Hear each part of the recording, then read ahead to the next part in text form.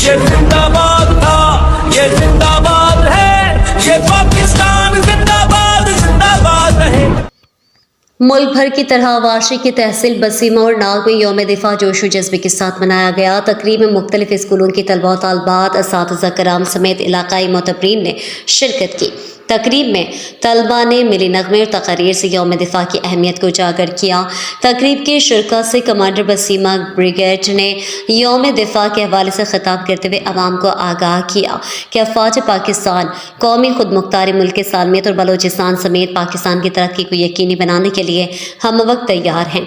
हमारी अफवाज दिफाई साजो सामान से लेस पेशा महारत की हामिल हैं और अफवाज पाकिस्तान मुल्क को तमाम चैलेंजों से बचाने के लिए पुरअज़म हैं।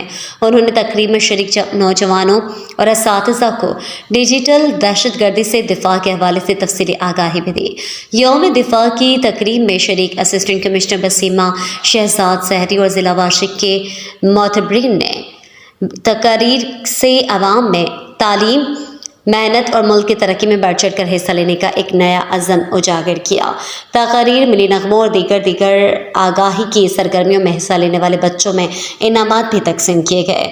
यौम दिफा के मौके पर बलोचिस्तान के दूर दराज इलाकों में इस तर्ज की शानदार तकरीब इस बात की दलील है कि हमारी मुसल्लह फ़ौज और कानून नाफिज करने वाले इदारे दहशत गर्दों को शिकस्त देने के लिए पूरी तरह से तैयार हैं और बलोच अवाम दहशतगर्दी की लानत को ख़त्म करने के लिए अपनी सिक्योरिटी फोर्सेस के साथ हैं।